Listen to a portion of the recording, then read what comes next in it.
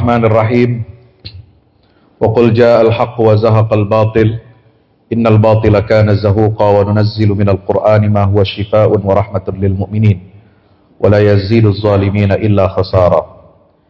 Iyamsaskum qarhun faqad massal qauma qarhun mithluhu wa tilkal ayyam nudawiluha bainan nas wa liya'lamallahu alladhina amanu wa yattakhidha minkum shuhada wallahu la yuhibbuz zalimin. Wala tahinu wala tahzanu wa antumul a'launa in kuntum mu'minin. Wala tahinu fi ibtigha'il qaum in takunu ta'lamuna fa innahum ya'lamuna kama ta'lamun wa tarjuna minallahi ma la yarjun. Walaqad sabaqat kalimatuna li'ibadina al-mursalin innahum lahumul mansurun wa inna jundana lahumul ghalibun. La antum ashaddu rahbatan fi sudurihim minallah dzalika bi annahum qaumun la yafqahun la yuqatilunakum jami'an illa fi quram muhassanatin aw min wara'i judur ba'suhum bainahum syadid tahsabuhum jami'an wa qulubuhum shatta dzalika bi annahum qaumun la ya'qilun. Qul hal tarabbasuna bina illa ihdal husnayain wa nahnu natarabbasu bikum ayyusibakumullahu bi'adzabin min 'indihi aw bi'aydina fatarabbasu inna ma'akum mutarabbisun. Wa hayyikum bitahiyyatil islam tahiyatan min 'indillahi mubarakatan thayyibah. Assalamu alaikum warahmatullahi wabarakatuh. Alhamdulillah. Alhamdulillahi wahda sadaqa wahdah wa nasara abdah wa a'azza jundahu wa hazama al-ahzaba wahdah. Asyhadu an la ilaha illallah wahdahu la syarikalah wa asyhadu anna Muhammadan abduhu wa rasuluh la nabiyya ba'dah. Allahumma salli ala Muhammad wa ala ali Muhammad. Assalatu wassalamu alayka ya Rasulullah. Saudara kaum muslimin dan muslimat, terutama para santri STQ ya, Sekolah Tahfizul Quran MHI, apa itu? Markas Hijrah Indonesia. Masya Allah, tabarakallah. Ya, ini adik-adik kita asbal, para remaja dan juga para pengurus amanah khidmah tours and travel ya. Yang insya Allah mudah-mudahan kita semua dirahmati oleh Allah Ta'ala. Bersyukur kehadirat Allah, mari kita mengucapkan alhamdulillahirabbil alamin. Mari kita berselawat salam kepada baginda kita Rasulullah Muhammad sallallahu alaihi wasallam. Allahumma shalli ala Muhammad wa ala ali Muhammad. Alhamdulillah, pada siang hari ini di tengah rintik hujan di hari Ahad,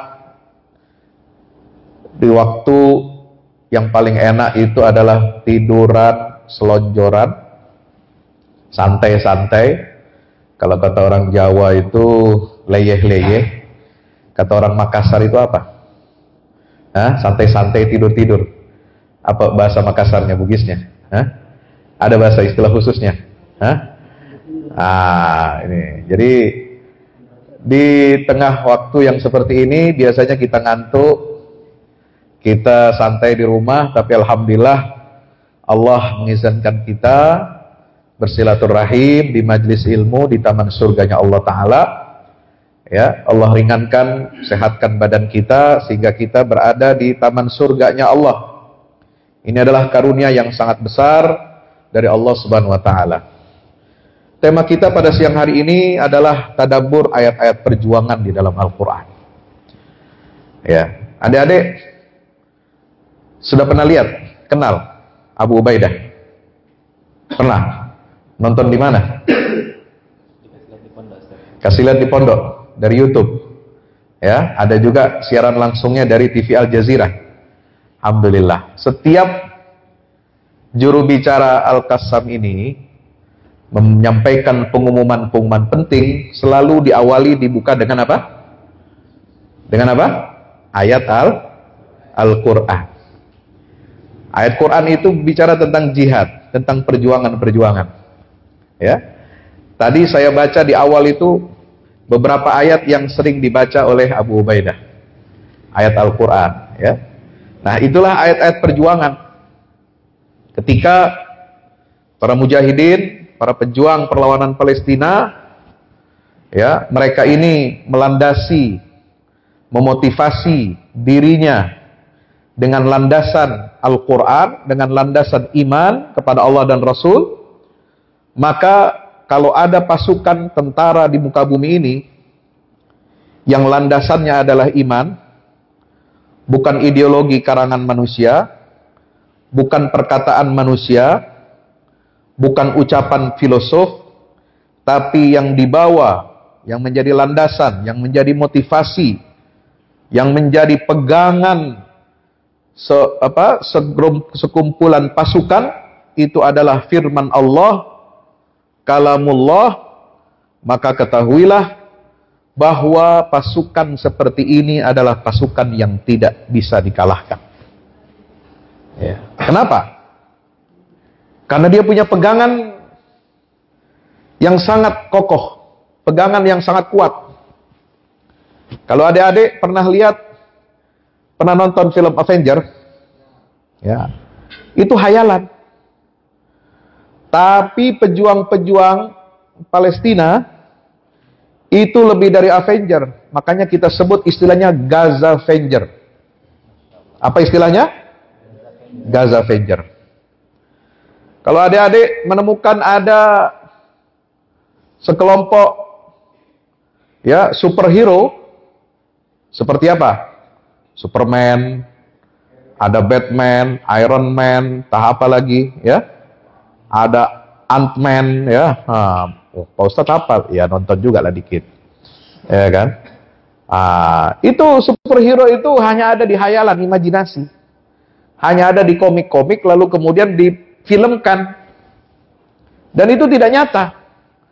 Sementara Gaza Avenger, ya, yang berhati baja, bermental baja, yang tidak bisa ditaklukkan dan dikalahkan oleh pasukan Zionis, ini adalah superhero yang nyata di dunia nyata, yang bisa kita saksikan melalui layar kaca, melalui media sosial, melalui YouTube, melalui channel-channel televisi satelit, ya. Aksi-aksi kepahlawanan mereka menjadi legenda bagi umat Islam, menjadi sesuatu yang membangkitkan kebanggaan kita, yang membangkitkan izzah kita sebagai kaum muslimin, di mana umat Islam selama ini sudah lalai, tertidur panjang, nggak ngerti apa itu jihad, nggak pernah ngaji apa itu bab jihad. Kita ngajinya cuma apa? Bab toharoh, ya, bab wudu, bab mandi junub, ya. Nah, adik-adik belum ngaji itu ya nanti ya. Atau bab tentang khitan lah katakan ya. Usia ini kan usia baru khitan ya. Anak saya yang kedua itu baru khitan kemarin hari Rabu. Ya, Tahadus bin Ni'mah. Ya, usianya 11 tahun, kelas 4. Kok lama anak Pak Ustadz di khitan? Ya, saya tidak mau maksa, biar dia mau sendiri. Ya, kadang-kadang anak itu kalau dipaksa, malah nanti ketika proses khitan, wah dia menjerit-jerit, nangis ketakutan ya, seperti dihantui gitu. Tapi kalau dia mau sendiri, kita merasa tenang. Kenapa? Karena ada kemauan dari dalam dirinya. Nah, ada yang dirahmati Allah, umat Islam ini di seluruh dunia sudah hampir melupakan Palestina, sudah hampir melupakan Baitul Maqdis, Masjid Al-Aqsa. Kenapa? Karena Amerika dan Israel mencekoki dunia Islam dengan proyek perdamaian. Ya, proyek palsu yang namanya perdamaian antara Israel, Palestina, dan Israel dengan negara-negara Arab. Mereka lalu mengkampanyekan supaya negara-negara Arab, negara-negara Muslim di dunia, anggota OKI dan Liga Arab untuk menormalisasi hubungannya dengan Israel sebagai musuh peradaban, sebagai musuh strategisnya umat Islam. Ya. Kenapa saya katakan musuh strategis? Karena coba lihat, ketika awal ya serangan Badai Al-Aqsa tanggal 7 Oktober, keesokan harinya hampir seluruh pemimpin negara-negara besar dunia itu datang ke Tel Aviv, ibu kota Israel, untuk menyampaikan duka cita, untuk menyampaikan solidaritas. Bukan hanya solidaritas kata-kata, bibir manis, bukan. Bukan hanya tangisan, ya, seperti air mata buaya, bukan. Tapi mereka betul-betul datang mendukung dan mensupport Israel dengan uang, dengan logistik, dengan senjata, bahkan mengirimkan armada angkatan laut dengan kapal induknya Amerika dan berapa skuadron angkatan udara, serta mengekspor puluhan ribu bom dan peluru untuk Zionis menghajar dan membombardir jalur Gaza. Ya, jadi mereka itu apa? Ba'duhum awliya'u ba'din. Mereka itu saling mendukung satu sama lain. Mereka melindungi satu sama lain. Dan Presiden Israel itu mengatakan bahwa ini perang bukan hanya tentang perang antara Israel dengan Hamas, bukan. Tapi perang Gaza ini kata Presiden Israel, ya, boleh dicek dalam berita-berita internasional di Al Jazeera dan televisi-televisi Arab lainnya. Dia mengatakan ini bukan soal perang Israel dengan Hamas, tapi perang di Gaza ini adalah perang untuk menyelamatkan peradaban Barat. Coba bayangkan, mereka berani, dia bilang begitu Israel. Ya, Israel memandang dirinya apa? Strategis untuk Barat. Kami di Gaza ini perang itu untuk menyelamatkan kalian, peradaban Barat. Untuk melawan siapa? Melawan Hamas. Hamas itu siapa? Ideologi Islam. Ya. Dia menggambarkan Hamas ini adalah teroris. Sama dengan mereka, Israel dan Amerika menggambarkan Islam itu agama teroris. Kalau peradaban Barat ingin selamat dari ancaman terorisme global, maka negara-negara Barat harus mendukung Israel untuk menghancurkan terorisme Islam. Itu pesan yang ingin disampaikan. Jadi Israel, negara-negara Barat, ya, mereka sadar bahwa mereka itu adalah strategis bagi kepentingan Barat, bagi kepentingan peradaban Barat, Amerika dan sekutunya.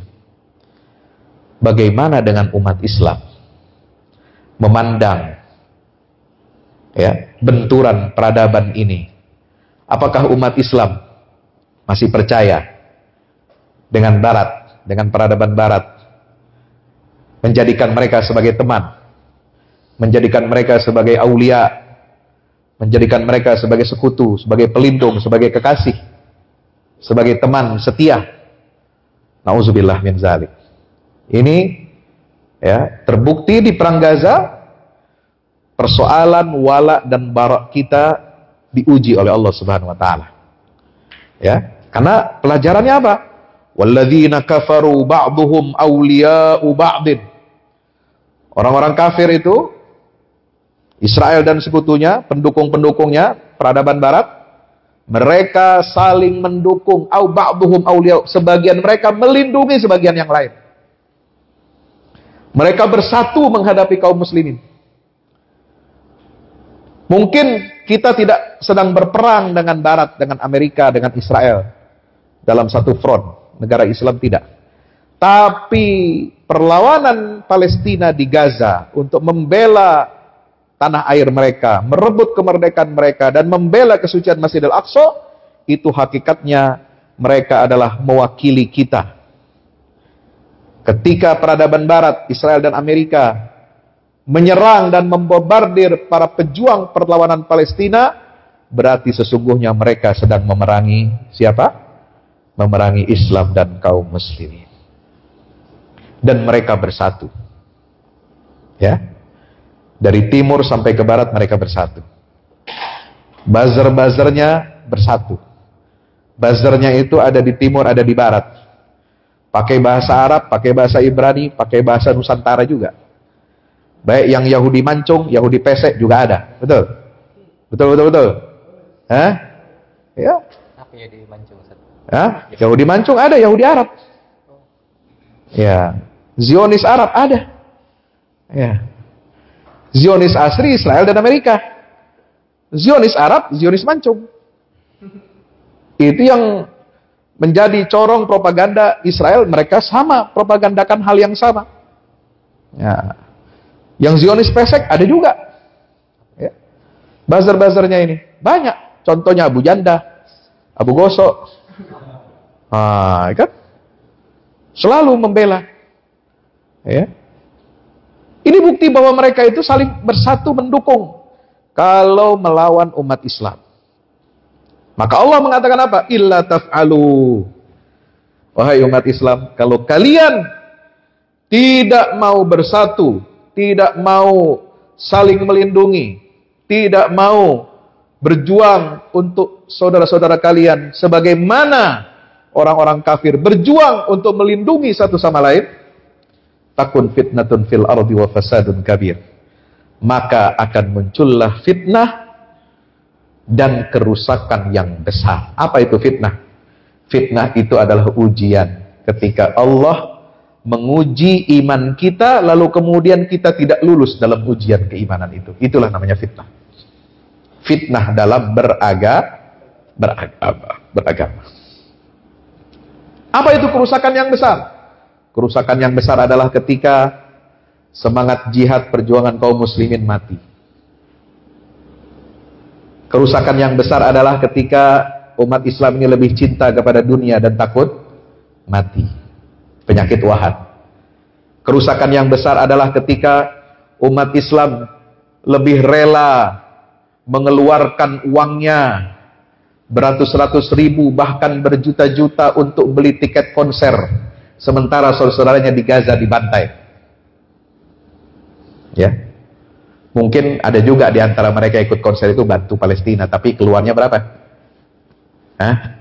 Uang yang warnanya biru, abu-abu lagi warnanya. Yang khusus. Ya, pokoknya yang atau warna hijau. Ya. Nggak ada keluar warna merah. Yang merah ini susah memang dikeluarkan. Ya. Kerusakan yang besar adalah ketika umat Islam lebih senang ya untuk membahas hal-hal yang remeh-temeh, membahas masalah khilafiyah, nggak habis-habis, sementara kita menghadapi musuh yang siap malam, mereka siap untuk memangsa dan menghancurkan kita. Bahkan mereka mengadu domba kita dengan isu khilafiyah dan remeh-temeh itu. Itu kerusakan besar. Lalu kita lupa dengan kewajiban kita berjihad, lupa dengan kewajiban kita untuk melindungi saudara kita, lupa dengan kewajiban kita menjaga Masjidil Aqsa. Lalu kemudian kita dikasih iming-iming, dilalaikan oleh musuh, dilalaikan oleh peradaban barat. Kami akan bantu kalian modernisasi persenjataan. Kami akan alihkan teknologi untuk kalian. Kami siap untuk memajukan dan memodernisasi negara kalian. Kami siap berinvestasi puluhan ratusan miliar dolar untuk negara-negara kalian, negara-negara muslim. Kami siap ujungnya apa? Untuk menjadikan Palestina sebagai negara yang merdeka tetapi minus Al-Aqsa. Ya. Itu rencana Amerika, begitu rencana Israel. Dengan bagaimana planningnya? Yaitu dengan deal of century, perjanjian abad ini. Ya, setelah Amerika menawarkan bantuan-bantuan itu, ya, menyuap, membungkam umat Islam dengan harta dunia yang remeh, yang kecil, recehan, ya. Tapi dengan imbalan umat Islam melepaskan Masjidil Aqsa, melepaskan Baitul Maqdis, dan diberikan untuk penjajah Zionis Israel. Mereka akan jadikan itu sebagai ibu kota abadi Israel. Mereka akan hancurkan, ratakan Masjidil Aqsa dengan tanah dan akan membangun di atas tanah Masjidil Aqsa itu apa yang mereka sebut sebagai The Solomon Temple. Ya, itulah tempat Dajjal nanti muncul di akhir zaman. Nauzubillah min dzalik. Ya. Umat Islam disuruh melupakan Masjidil Aqsa, melupakan Baitul Maqdis. Palestina akan didirikan, akan merdeka, tapi dengan syarat Baitul Maqdis, Al-Quds bukan ibu kota Palestina, tapi jadi ibu kota Israel. Palestina dikasih apa? Ibu kota baru. Ibu kota baru di sebelah timur, gurun sebelah timur dari kota Al-Quds, yaitu Abu Dis. Gurun yang tidak ada apa-apanya, tidak ada nilai, seperti halnya Baitul Maqdis dan Masjidil Aqsa. Di situ akan dijadikan ibu kota baru Palestina. Maka kita tidak boleh lalai, saudaraku yang dirahmati Allah Ta'ala. Kita tidak boleh terlena. Dan ketika umat Islam terlena, negara-negara Arab berlomba-lomba untuk normalisasi hubungan dengan Israel, Allah hadirkan, Allah siapkan para pejuang, ya, dengan serangan badai Tofanul Aqsa, itu menggagalkan semua makar-makar jahat dari musuh-musuh Allah Subhanahu wa Ta'ala. Ya, menggagalkan semuanya, menggagalkan normalisasi politik, menggagalkan proyek pemindahan ibu kota Palestina keluar Al-Quds dan Masjidil Aqsa, menggagalkan proyek mereka untuk menganeksasi dan meratakan, mengambil alih jalur Gaza untuk membuat sebuah kanal baru terusan yang menandingi terusan Suez. Itu digagalkan. Dan yang paling penting adalah apa yang dilakukan oleh para mujahidin di Palestina itu menghidupkan semangat umat Islam untuk berjihad dan membela kesucian Masjidil Aqsa. Sehingga apa? Masjidil Aqsa ini tumbuh lagi di hati kaum muslimin. Ini hikmahnya. Maka ayat yang pertama, catat baik-baik, di surat Al-Anfal tadi, ayat berapa? 70 berapa? 73. Walladzina kafaru ba'duhum awliya'u ba'din illa taf'aluh takun fil ard fitnatun fil ard wa fasadun kabir. Yang kedua, apa ayat perjuangan? Yaitu ketika Allah Subhanahu wa Ta'ala menyatakan, iyamsaskum qarhun faqad massal qauma qarhum mithluh wa tilkal ayyamu nudawiluha bainan nas wal ya'lamallahu alladhina amanu wa yattakhidha minkum syuhada wallahu la yuhibbuz zalimin. Surat apa? Ali Imran ayat 104. Ya, insya Allah. Jika kamu, wahai umat Rasulullah, wahai para sahabat, terkena ya luka, terkena pembantaian, terkena penderitaan, jadi korban di perang Uhud, faqad massal qauma qarhum mithluh, maka kaum musyrikin itu juga telah menderita kekalahan yang sama. Mereka juga mengalami luka yang sama dengan kalian. Ya, jadi kita tidak boleh menyerah, tidak boleh. Yang namanya perjuangan itu pasti ada menang, ada kalah. Tidak selamanya kebenaran pasti menang, dan tidak selamanya kebatilan itu pasti kalah. Ada menang, ada kalah. Apa hikmahnya? Supaya Allah memberikan kemenangan bagi kebenaran dan para pendukung kebenaran, supaya kita punya harapan kepada Allah.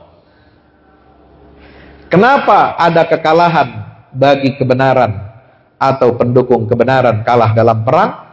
Supaya Allah menguji iman kita, dan supaya Allah menyeleksi mana yang benar imannya dan mana yang ngaku-ngaku hanya ingin mencari untung dari setiap kemenangan kaum muslimin. Itu rahasianya. Maka Allah mengatakan, wa tilkal ayyam nudawiluha bainan nas. Hari-hari perjuangan itu pasti akan kami putarkan. Ya, maksudnya putar itu apa? Kami pergantikan. Ada menang, ada kalah. Ya. Untuk apa? Waliya'lamallahu alladhina amanu. Agar Allah memilah mana orang-orang yang benar keimanannya, ya, maka dia akan mendapatkan tempat yang tertinggi di sisi Allah.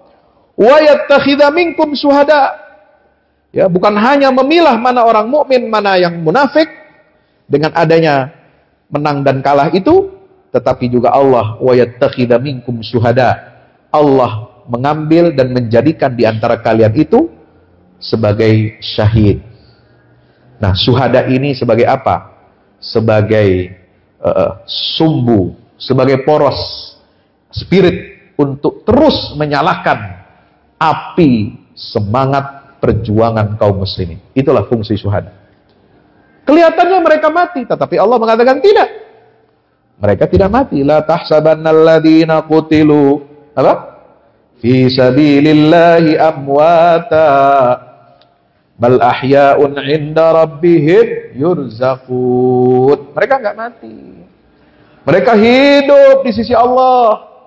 Mereka mendapatkan rizki yang mulia di sisi Allah Ta'ala di alam barzakh. Maka kita tidak perlu menangisi para syuhada. Yang perlu kita tangisi adalah apa yang sudah kita berikan dan lakukan untuk mereka yang masih berjuang hidup di atas bumi Allah untuk memperjuangkan hak-hak kebenaran mereka. Ya. Maka itu di dalam ayat itu dikatakan apa? Wa yattakhidha minkum syuhada wallahu la yuhibbuz zalimin. Jangan sampai kita jadi orang-orang zalim. Allah enggak suka dengan orang-orang yang zalim. Allah benci kepada orang-orang yang zalim. Siapa orang zalim? Orang zalim adalah mereka yang tidak memihak kepada kebenaran. Mereka yang tidak memihak dan tidak mendukung para pejuang.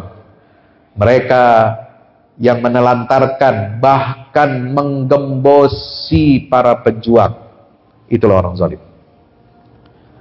Makanya Allah mengingatkan. Nah, di ayat berikutnya tentang ayat perjuangan, adik-adik bisa baca dalam surah Al-Ahzab. Surah Al-Ahzab ayat berapa?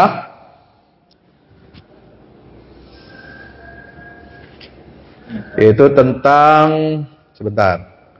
Oh, ini surat At-Taubah. Al-Ahzab ayat 52. Ya.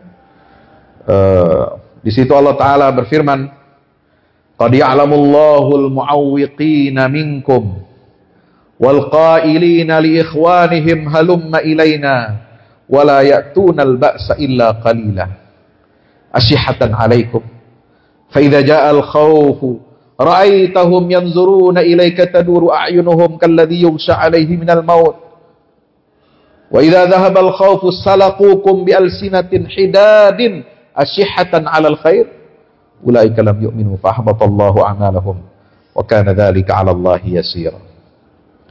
Ya, kita akan selalu diajarkan oleh Allah bahwa perjuangan itu pasti akan menyeleksi dan memilah hamba-hamba Allah. Pasti akan tampak ke permukaan orang-orang yang munafik, yang imannya itu palsu. Ya. Ya. Yang dia itu mengaku beriman tapi sesungguhnya dia tidak beriman. Ulaika lam yu'minu, kata Allah dalam ujung ayat itu. Dan Allah menghapus kemudian membatalkan amal-amal mereka. Siapa mereka? Mereka itu kata Allah adalah orang-orang yang menjadi penghalang jihad di jalan Allah. Qad ya'lamullahul mu'awwiqina minkum. Sungguh Allah telah mengetahui orang-orang yang menghalangi kalian dari berjihad di jalan Allah. Ya, ini cerita di perang apa? Perang Tabuk. Nabi memimpin perang Tabuk. Tapi orang munafik ngomong di belakang. Ya. Mereka mengompori umat Islam agar jangan berperang. Wal qailina li ikhwanihim, dan orang-orang itu mengatakan kepada saudara mereka, halumma ilaina. Ngapain pergi jauh-jauh ke Tabuk? Panas-panas. capek-capek, ya, keluar keringat, keluar uang. Mending kalau keluar keringat digaji. Ini keluar keringat, kita keluar uang. Bukan digaji, bukan dikasih uang. Itu orang berjihad begitu. Ya, kalau Anda kerja keluar keringat, dikasih uang kan? Digaji sama perusahaan. Tapi kalau orang berjihad, mereka berkeringat, mereka bekerja keras, dan mereka yang mengeluarkan uang dari kantongnya sendiri. Itu bedanya pejuang dengan karyawan. Betul? Betul? Masya Allah. Ya. Kita ini masih belum apa-apa. Ya. Sahabat yang ikut perang Tabuk itu keluar modal sendiri di musim paceklik, musim panas, gak ada uang, pinjam 100. Ya. Tapi Rasulullah nggak sampai pinjam 100. Kenapa? Sahabatnya tahu diri. Berlomba-lomba. Ketika turun ayat infiru khifafan wa thiqalan wajahidu bi amwalikum wa anfusikum. Ya, dalikum khairul lakum in kuntum ta'lamun. Berlomba-lomba orang menyerahkan hartanya berinfak di jalan Allah. Utsman bin Affan menyerahkan berapa ratus ribu dinar. Lalu berapa ratus ekor kuda dan unta. Dengan semua lengkap persenjataan. Abu Bakar menyerahkan setengah hartanya. Umar bin Khattab menyerahkan setengah hartanya.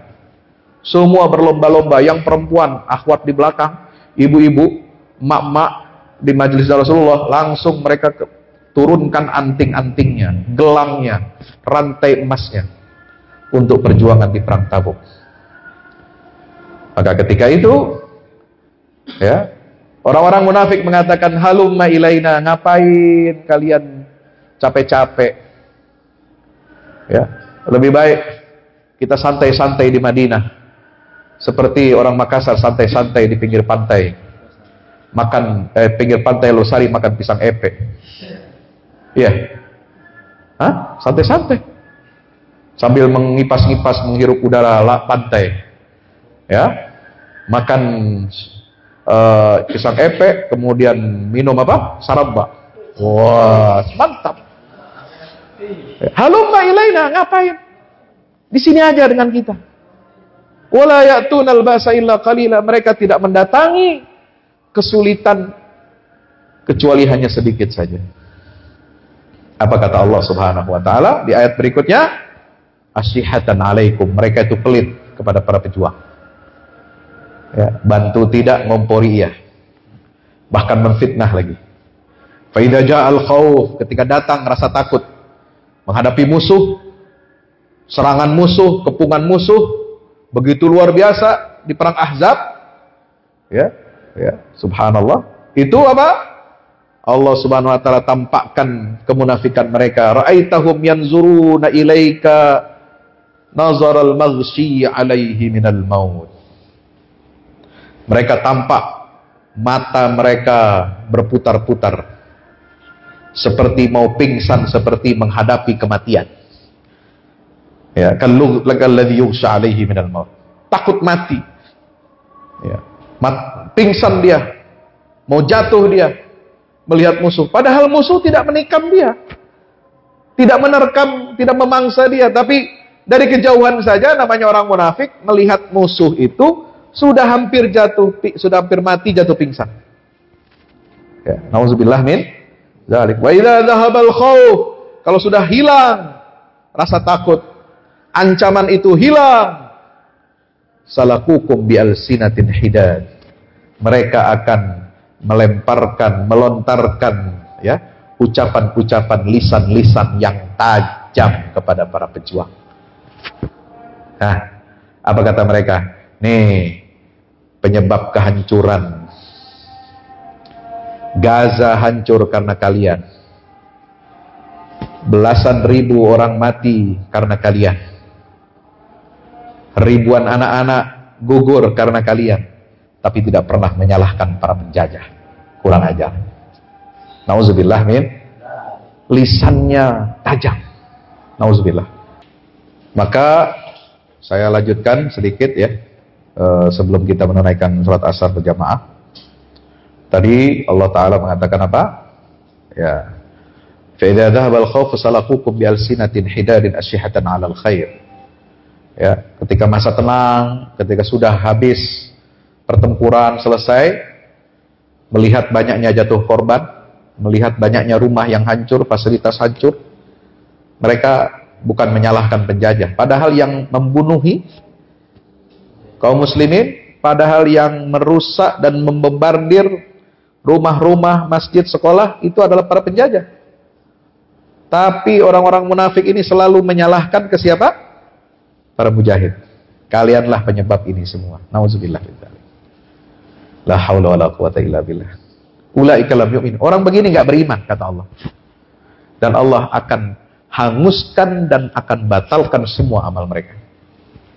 Maka hati-hati. Ya.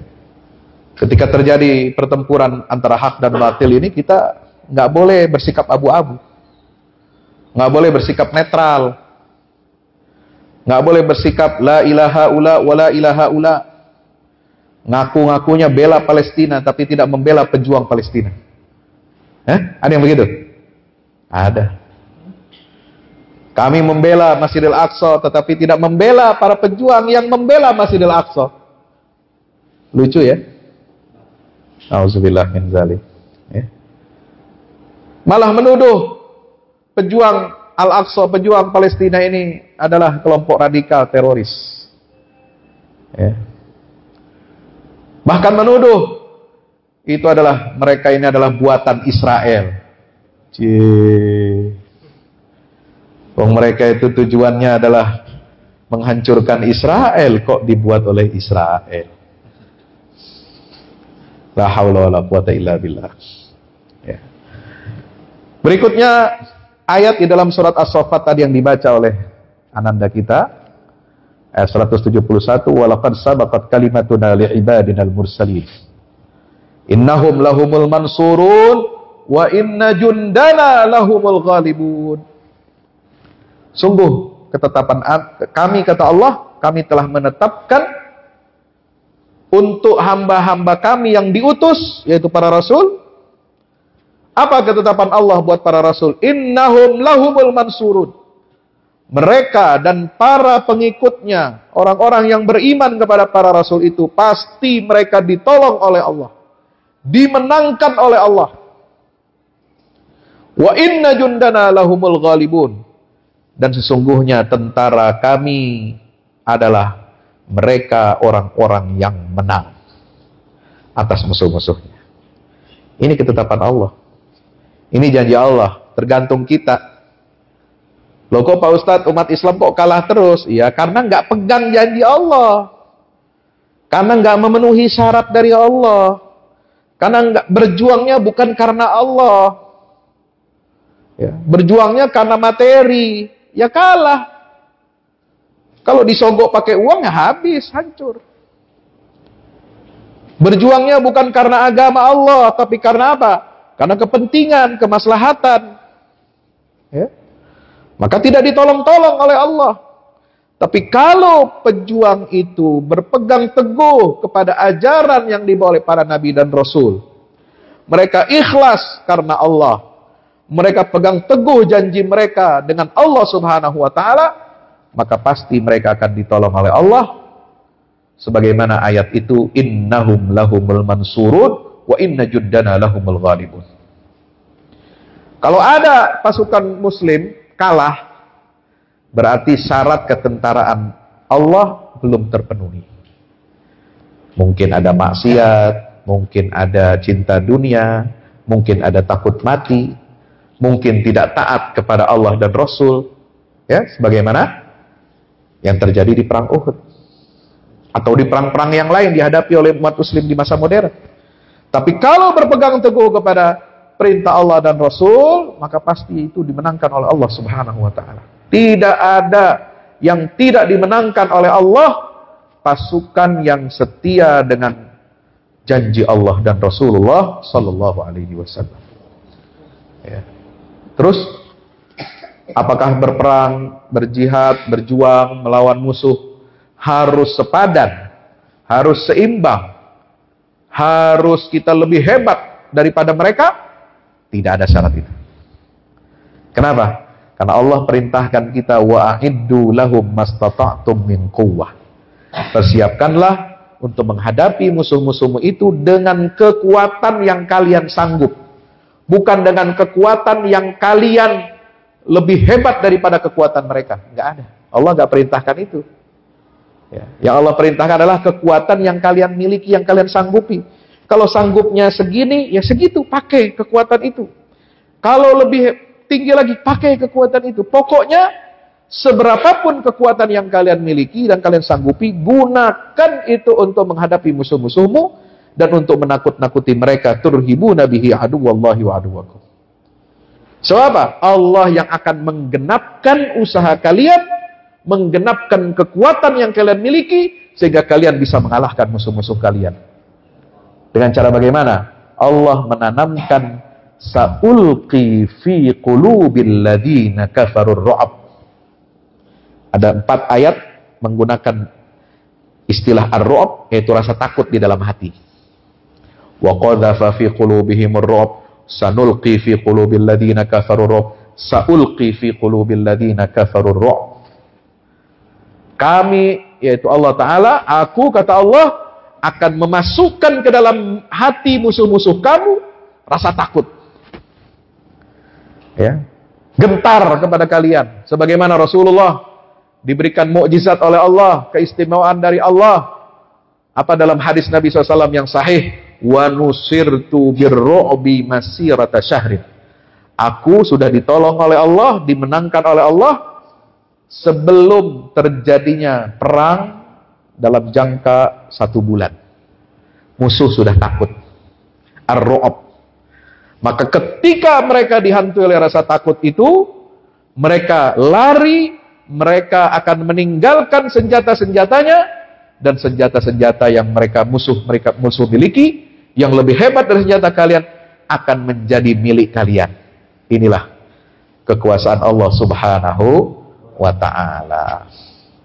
Terakhir, ya, perjuangan saudara kita, kaum mujahidin Palestina, itu akan memberikan kabar gembira kepada kita. Mereka membuktikan ayat-ayat Allah itu hidup nyata di tengah kita. Mereka bisa membunuhi tentara Israel, tentara penjajah yang mereka bunuh, dan mereka menahan, menyandera banyak di antara tentara dan perwira-perwira pasukan Zionis, serta rakyat sipil Israel, untuk ditukar dengan tawanan-tawanan Palestina yang ada di penjara-penjara Zionis. Inilah seperti firman Allah di dalam surat Al-Ahzab, wa anzalal ladzina zaharuhum min ahlil kitabi min sayasihim wa qadhafa fi qulubihimur ra'b fariqan taqtuluna wa ta'siruna fariqan. Ketika Nabi mengalahkan, ya, Yahudi di Bani Quraizah, Bani Qainuqa, Bani Nadir, ya, mereka dikeluarkan dari rumah-rumah mereka, dari benteng-benteng mereka, dan umat Islam berhasil membunuh, mengeksekusi orang-orang Yahudi yang berkhianat kepada negara Madinah, dan mereka banyak mengambil tawanan dari orang-orang Yahudi itu. Seperti yang sekarang dilakukan oleh para pejuang kita di Palestina. Dan satu janji Allah yang dulu sudah terwujud di zaman Rasulullah hidup, dan insya Allah kita berdoa mudah-mudahan ayat ini diwujudkan oleh Allah dengan perjuangan para mujahidin kita di Palestina, yaitu ayat berikutnya, ayat 27 surat Al-Ahzab. Apa bunyinya? Wa awrathakum ardahum wa diyarahum wa amwalahum wa ardan lam tata'uha wa kana Allahu ala kulli syai'in qadira. Allah telah mewariskan untuk kalian, ya, tanah mereka, ya, yang mereka rampas. Saat ini di Palestina mereka merampas tanah Palestina. Allah akan wariskan tanah mereka itu kepada kalian. Dan rumah-rumah yang mereka bangun dengan mewah, Allah akan jadikan sebagai rampasan perang buat kalian. Subhanallah. Wa amwalahum, dan harta-harta mereka jadi rampasan perang untuk kalian. Wa ardan lam tatauha, bahkan negeri tanah yang belum pernah kalian injak sebelumnya itu akan menjadi milik kalian. Inilah janji Allah kepada Rasulullah SAW dan para sahabatnya yang dulu mengalahkan kesombongan Yahudi di Madinah. Dan insya Allah dengan pertolongan Allah, dengan kemuliaan yang Allah berikan kepada para mujahidin di Palestina, Allah akan wujudkan kembali madmun atau isi daripada ayat ini untuk para pejuang kita. Mereka akan memenangkan kalimatullah, mereka akan mendapatkan rampasan perang yang banyak, bahkan menjadi awal dari futuhat Islamiyah, pembebasan-pembebasan negeri-negeri di bawah kekuasaan Islam di akhir zaman. Aqulu qauli hadza astaghfirullah li wa lakum. Wassalamualaikum warahmatullahi wabarakatuh.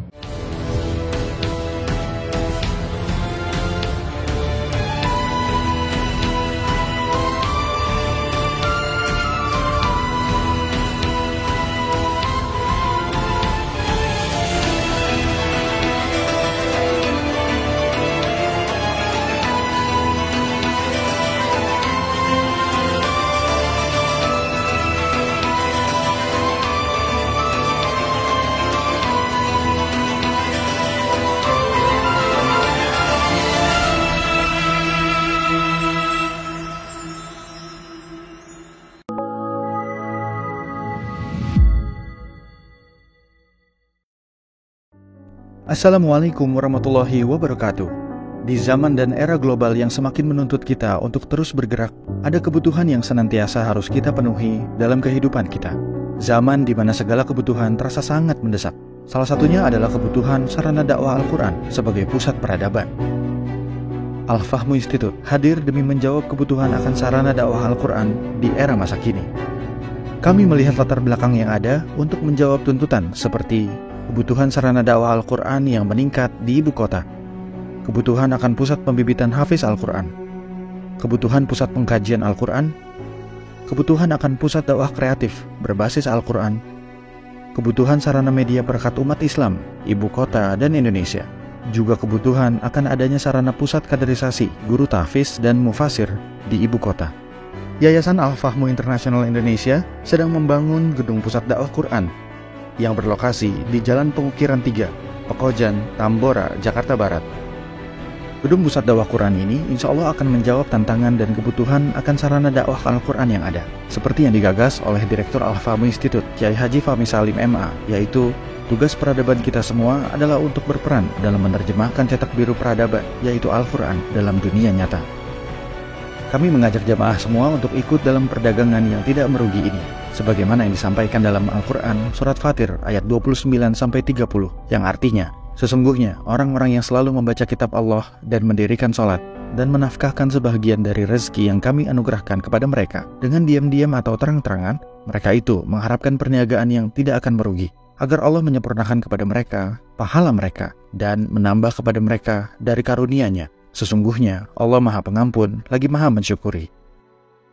Gedung Pusat Dakwah Quran Al-Fahmu Institute terdiri dari 4 lantai, di mana di lantai 1 terdapat Masjid Quran Mulia, dan di setiap lantainya insya Allah diperuntukkan demi berlangsungnya tugas mulia dalam perjuangan dakwah Al-Quran.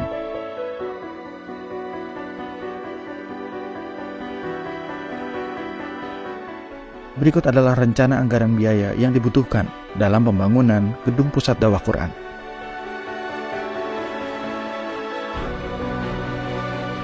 Dalam kesempatan yang mulia ini, kami mengajak jamaah semua untuk ikut dalam gerakan sedekah Lailatul Qadar di setiap malam ganjil di bulan Ramadan.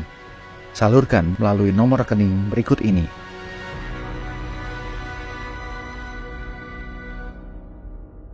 Al-Fahmu Institute, bahagiakan Indonesia dengan dakwah Quran.